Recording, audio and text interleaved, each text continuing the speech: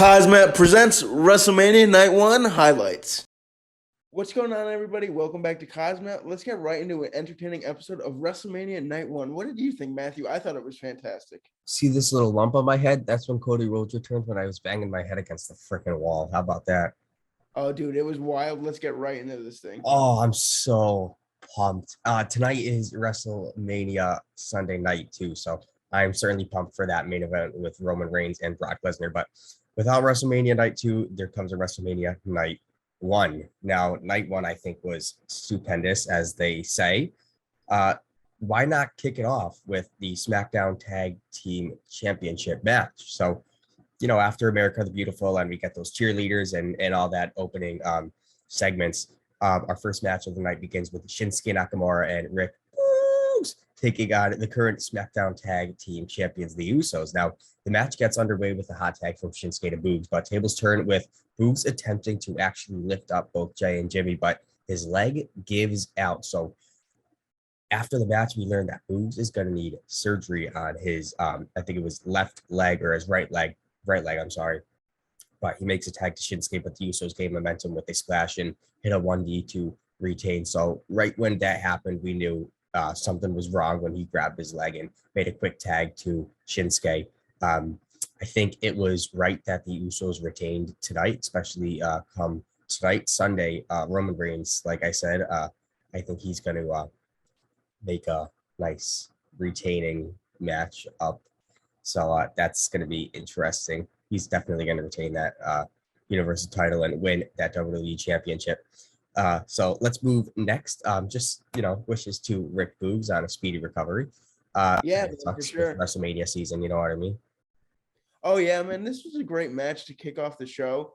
I really like the Boogs, man. I'm really interested to see what they do with Shinsuke and Nakamura now. Will they separate them or just wait for Boogs to recover, or just both send them off in different paths? We'll just have to wait and see. Wait and see is right.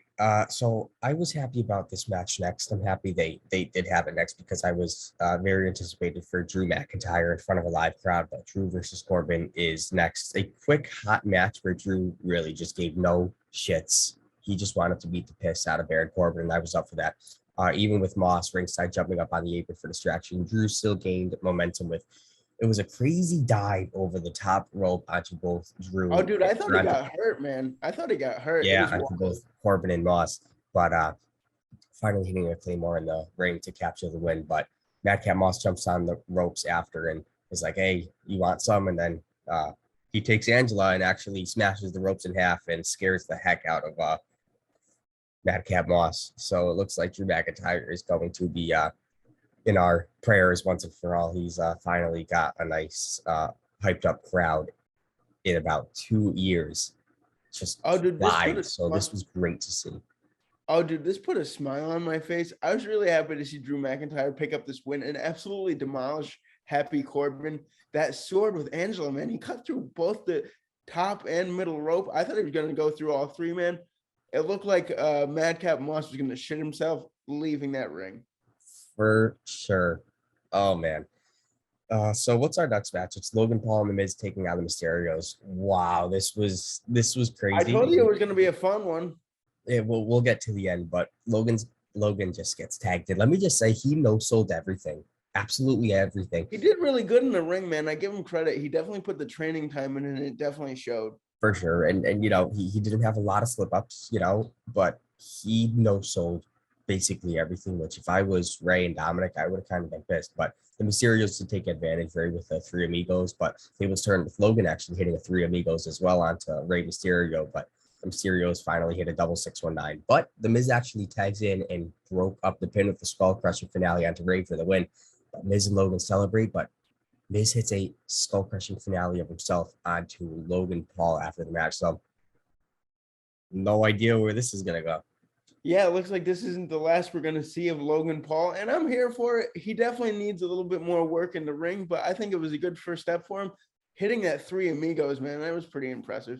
And I think it was right to have him hook up with The Miz because Miz is very well put together in that ring, and he can sell basically anything with anybody.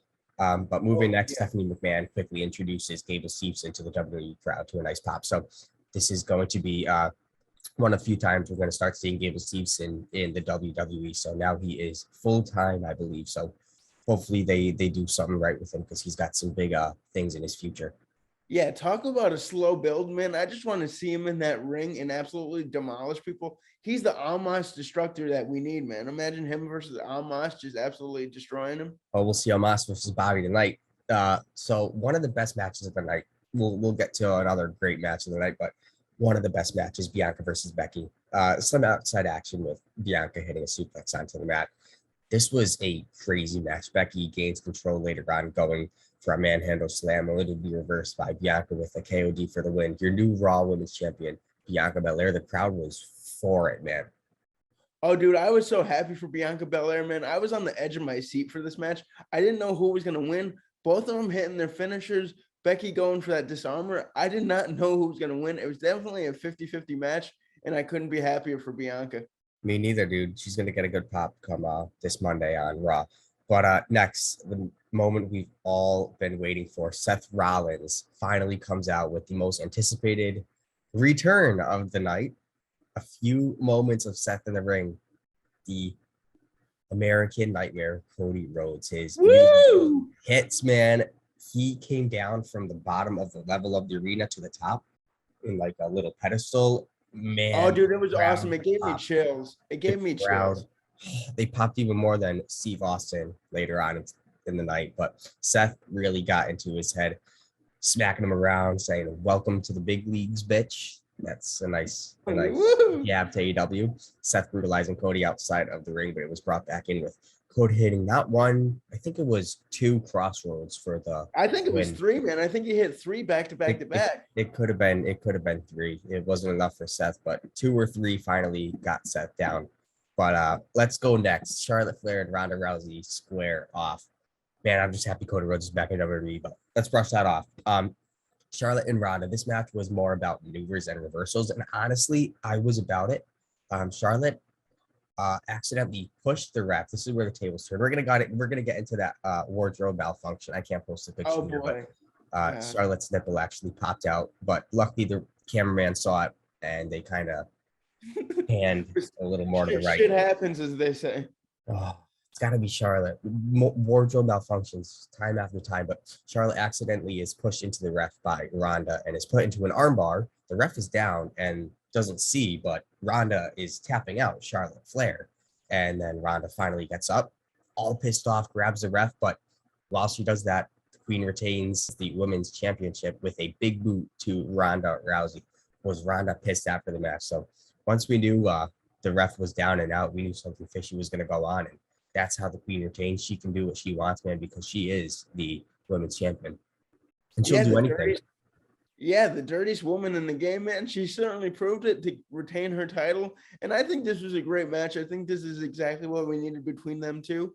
And props to Ronda. And I hope she gets her revenge on SmackDown. We'll just have to wait and see.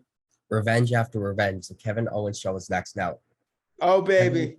With a plethora of booze. He was assaulting Texas with just words and then assaulting the name of Stone Cold. Now, I was kind of skeptical about this. I was like, okay, the Kevin Owens show main event, how is this going to work out? But what actually happens, the rattlesnake heads down, fired the hell up.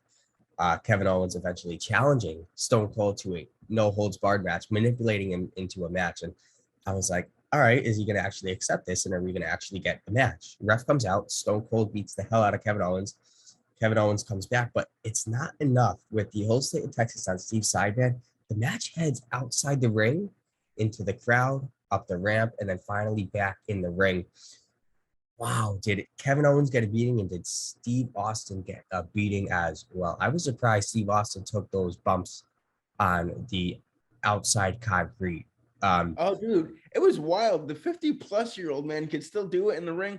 I gotta give mad props to Kevin Owens, man, because he really sold the match and made Stone Cold look awesome. He really, really did, and they both worked phenomenal together. And it really looks like Stone Cold didn't miss a beat, literally.